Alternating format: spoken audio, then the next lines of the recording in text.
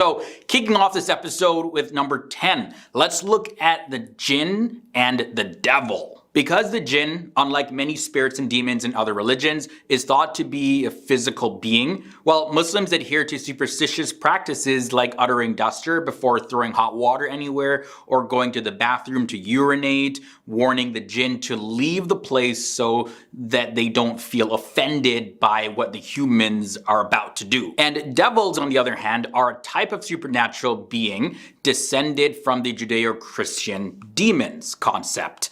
According to the Quran, they frequently attack heaven but are thwarted by angels who throw meteors at them. So when they see a shooting star, some Muslims curse the devil, believing it was thrown at a shaitan, aka a devil. The superstition at number 9 is witchcraft. Witchcraft has traditionally been defined as the use of magic or supernatural powers to cause harm on other people. And a witch, of course, is the practitioner of witchcraft. Accused witches in medieval and early modern Europe were usually women who were thought to have attacked their community, as well as they were often communing with evil beings and spirits. And witchcraft was thought to be thwarted by protective magic or counter magic that was provided by certain healers. In Islam, both the Quran and Hadith refer to witchcraft and sorcery in the time of the Prophet Muhammad.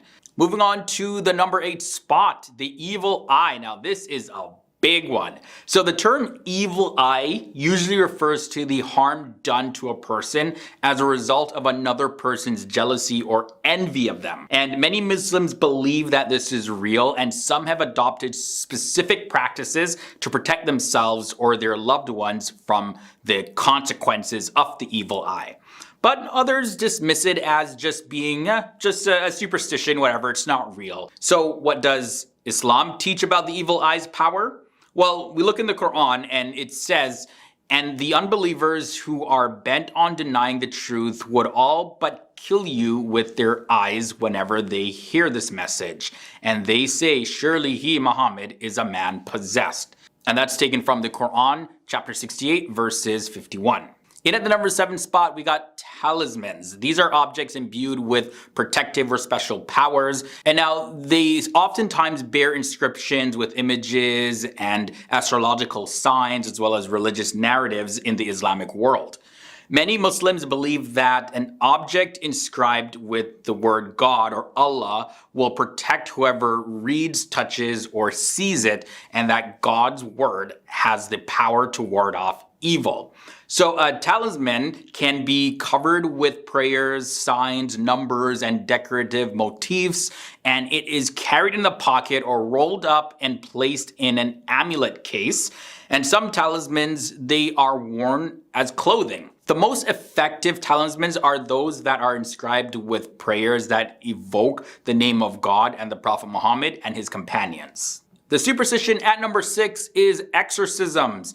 In Islam, the belief that spiritual entities, particularly jinn, can possess a person, a thing, or a location is widespread, as is the belief that jinn and devils can be expelled from the possessed person, thing, or location through exorcisms. Now, this practice is called al-azam or ruqya, and the exorcists are called raki. Number 5 leads us to magic. In Islam, there is a distinction between God-given gifts or good magic and black magic. Good supernatural powers are thus a special gift from God, whereas black magic is accomplished with the assistance of jinn and shaitan. And Sulaiman, or Solomon, had the ability to communicate with animals and command jinn in the Quranic narrative. And he thanked God for the gift of magic that he had, which was only granted to him with God's permission. Next up at number 4, karamat. The Quran is considered to be the main miracle of the Prophet Muhammad, though the Quran mentions miracles like Jesus speaking when he was a baby. And in Sunni Islam, karamat refers to supernatural wonders performed by Muslim saints. The singular form, karama, has a sense similar to charisma, a favor or spiritual gift freely bestowed by God.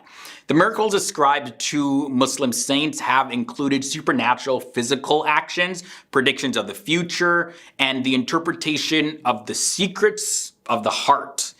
Now, there's a widely held belief that even ordinary humans can become saints and be endowed by God with supernatural powers. Next up, we got to talk about occultism, coming in at the number 3 spot.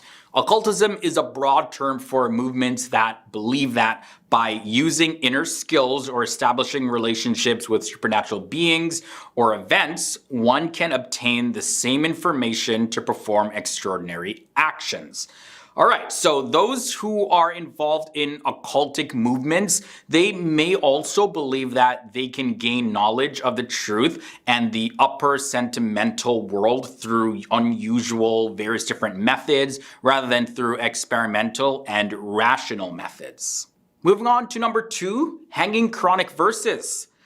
Hanging plaques and cloth with Quranic ayahs in homes, schools, social clubs, and places of business is full of reservations and prohibitions according to Islam. Now, some people hang up such things for blessing, but Muslims generally teach that the blessings of Allah, as described in Islam, come from reading or reciting the Quran, not from hanging it up and placing it on shelves or turning it into a piece of art or some sort of three-dimensional image. Now, we end this episode off with a superstition at number 1, Quranic healing.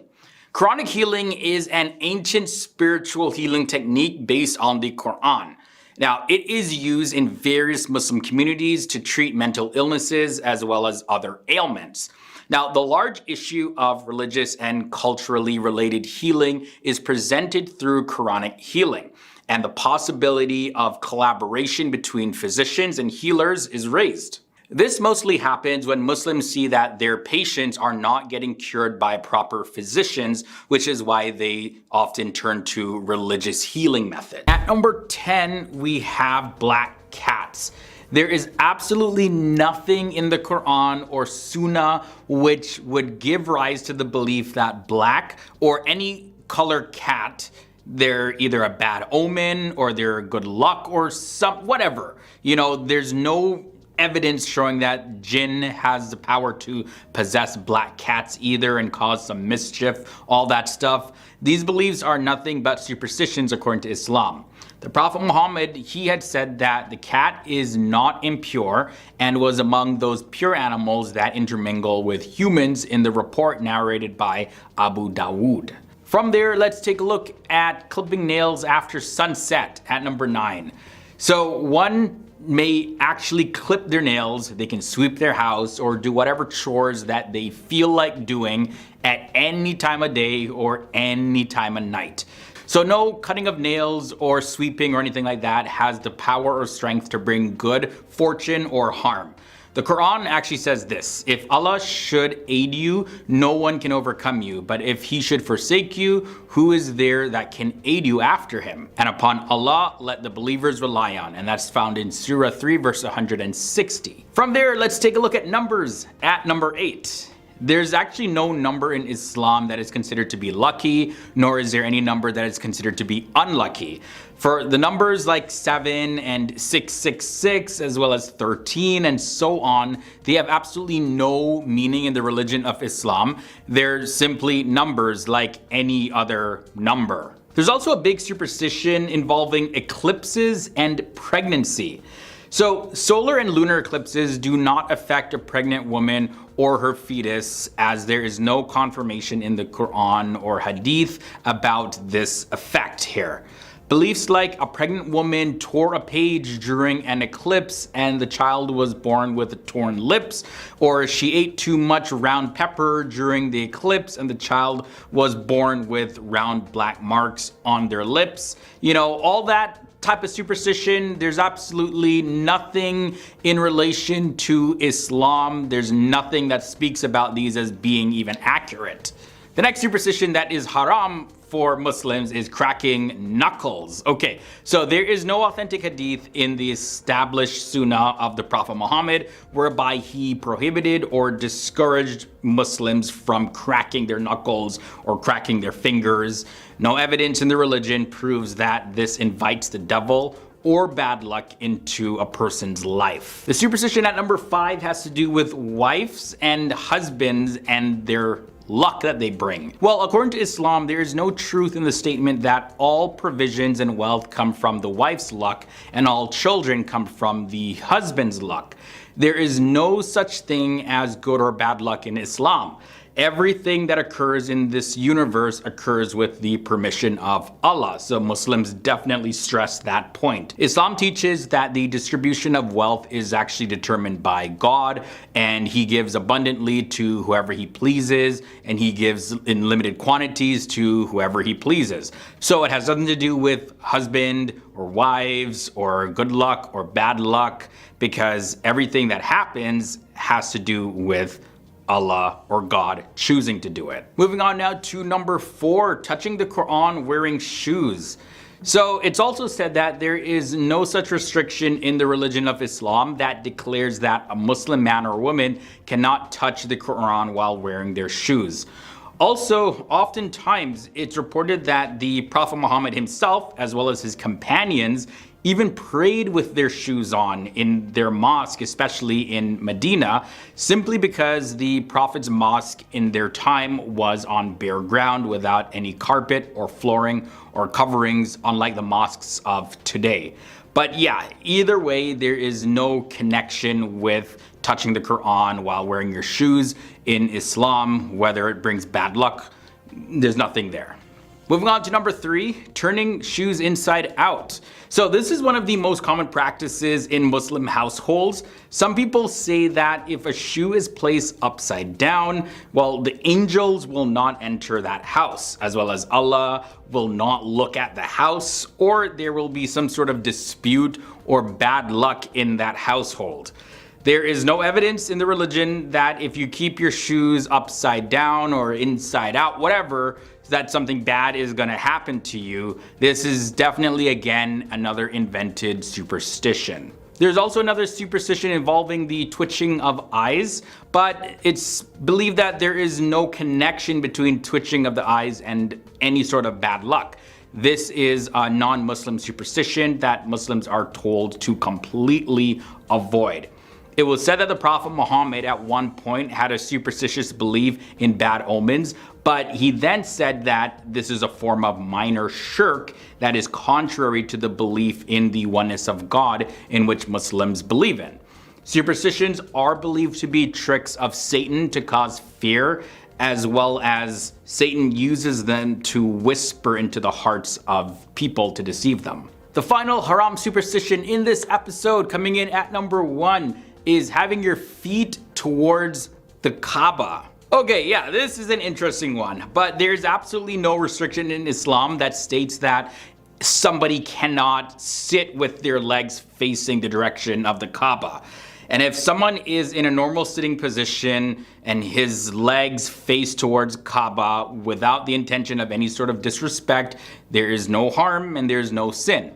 And if someone does not keep their legs towards the Kaaba out of respect, sure, it's good, but it shouldn't be viewed as a sin if they do otherwise, because there's actually no evidence of that in Islam. There's no teaching that indicates that that is a sin or even a good thing to not point your feet towards the Kaaba. And starting at number 10, we have the jinn. According to Islamic theology, jinn are invisible entities who roamed the earth before Adam, the first human being, was created. Now, they were created by God out of a mixture of fire or smokeless fire. There are many types of jinn, including those that can shapeshift, those that can fly, as well as ones that can resemble animals. And now it's been said that the jinn can see us, but we can't see them. And sometimes your pets can see them, so they start acting really strange, and they'd be staring at something, and you're like, what are you looking at? Having no idea that they can see a jinn. Now, what makes this even scarier is that sometimes jinn, depending on how they feel that day, can call out to you,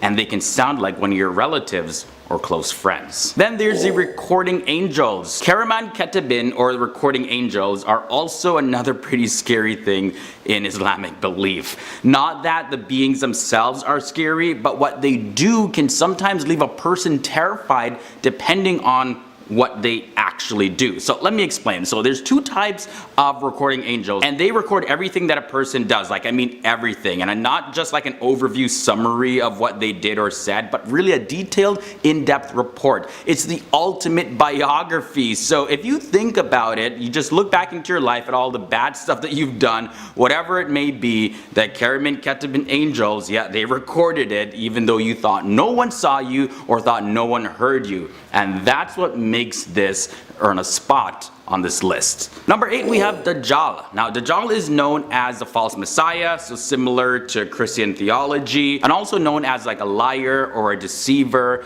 And in the Muslim world, believers say that he will create a lot of destruction by lies and having supernatural powers. Other religions know this as the Antichrist, who will deceive the entire world. Now, not just the fact that Dajjal is believed to be a master deceiver is what makes him creepy, but even the description of him and his appearance can give you nightmares. Like, Dajjal will be blind in one eye. In Islamic tradition, the Prophet Muhammad referred to Dajjal as Al-Awar, which means blind with one eye. Now, the Prophet Muhammad said that Dajjal's right eye would look like a floating grape, and its left eye will be defective in some way. Now, certain Islamic traditions, however, depict Dajjal having one eye, and the biggest fitna, or the testing period, in the history of humanity is associated with Dajjal. Yeah, that's pretty creepy. Next up, we have the Munkar and Nakir. Munkar and Nakir in Islamic belief are two angels who test the faith of people who pass away in their graves. According to Al-As-Sunnah, Munkar and Nakir ask a person who dies who is their Lord and what religion they follow and who is the Prophet. And a believer would answer these questions, but an unbeliever cannot answer them. Now, those who are deemed righteous will say, of course, Allah or God, and mention the Prophet Muhammad is a messenger, and they'll be allowed to rest in peace until the final day of judgment. But those who don't answer or answer differently, or who don't truly believe, will continue being punished like while they're passed away, waiting for the final judgment. Now, it's like that pre-punishment phase. You know, like when you do something really bad and your parents say to you, you know, wait till I get home to deal with you. And you know, that time that you're waiting for your mom or dad to get home to deliver whatever punishment they're going to be delivering, you know, sometimes that period is more punishment than the actual punishment. Now, it may not be that way in this scenario, but the idea that loved ones may not be actually resting in peace can be a pretty scary thought. Next up at number 6, we have the smoke. Okay, so among the major signs mentioned by the Prophet Muhammad is the smoke. And Muslims believe that God refers to this event in the Quran saying this: "Then wait you for the day when the sky will bring forth a visible smoke covering the people. This will be a painful torment." And that's in the Quran, Surah 44, verses 10 to 11. There's also a hadith where the Prophet Muhammad said, "Verily, your Lord has warned you concerning 3 matters. The smoke that overtakes the believer like a cold and overtakes the disbeliever and makes him swollen until it comes out of his ears." So just imagine for a moment, it's all pitch black, you can't see anything, and you're coughing, you're not able to breathe properly, and your body starts swelling up, and you're in so much pain, and you can't make it stop. Very creepy. Halfway to number 5, we have earthquakes. So we all know the effects that an earthquake can have, and what makes them so destructive is that no matter what structure you've built on land, it's no match for an earthquake. It definitely will collapse. Not to mention that earthquakes in large bodies of water are known to cause tsunamis. Now, in the Hadith, Bukhari, volume 9, book 88, it says, "The hour will not be established till earthquakes will increase in number." So when you take a look at the stats, between the 11th century to the 18th century, there have been 64 earthquakes, right? And in the 19th century, there have been 47 earthquakes, and in the 20th century, there have been approximately 319 earthquakes, and then in the 21st century, there has been approximately 380 earthquakes. So earthquakes definitely vary in magnitude, and not all of them are deadly. However, Muslims believe that we are living in the end time signs right now, since the increase of earthquakes is believed to be a major sign of the end in Islam. Yet no one is certain how much more the frequency of earthquakes will increase, or even how much their severity will increase. Okay, moving on down to number 4, we have the angels of death. So let's get into this one. Naziat and Nashitat are two classes of death angels that are subordinate to Azrael, who is the archangel of death. Now these angels are responsible for taking the souls of those who pass away. Naziats are ordered to take the lives of unbelievers by force, and the Nashitats take their life away gently. So the question always is are you going to go swift and painless, or is it going to be slow and painful? That's a creepy thought. Number 3 brings us to Iblis. Now Iblis in Islam is the name of the devil, which is a counterpart to the Jewish and Christian Satan. Now he's a demonic creature and he runs wild on humanity to spread evil and misery, and in some cases the name Shaitan is used to refer to Iblis specifically. Now at the time of creation, God ordered the angels to bow down in obedience before Adam, and Iblis refused, saying that he was better because he was created from fire and Adam was created out of clay. So because he acted so prideful and disobeyed God's commandments, God threw Iblis out of heaven, and his punishment was postponed until the day of judgment. And Iblis, who became the ruler of the jinn and also became a jinn himself, he tempts people to do evil. And according to some Islamic beliefs, apparently only animals like donkeys can see Iblis, and Iblis sometimes appear as a human form to carry out certain tasks like recruiting other followers. So yeah, you may run into someone on the street and could be the devil. Number 2 is jinn possession. So I spoke about jinn before, right, in this episode. Now it's one thing to see a jinn and to hear one, but it's another thing to be under the control of one. Now not all jinn are evil according to popular Islamic belief. However, the scariest thing about the jinn who are evil is that they can actually possess human beings. Oftentimes people who are possessed by jinns may not necessarily be in a whole lot of pain or look like how people look in the movies. However, individuals may get super angry or feel like they're forced to act in a certain way without being able to stop themselves. So exorcisms gotta happen. You gotta go through that whole process, and some possessions definitely are very violent, where people's eye colors change and other physical changes happen in their body. Definitely creepy. And the final scariest thing in the religion of Islam is hell, or Jahannam, is the ultimate punishment for non-believers. After the disbeliever is no longer under the punishment of Munkar and Nakir, their punishment will then continue in hell. But this time, they'll be alive and fully able to experience their punishment. Hell is described as being extremely boiling hot, and the suffering will continue for disbelievers as long as God sees fit. And it's said that despite the intense physical pain experienced in hell, the worst of all the torments is people's separation from God.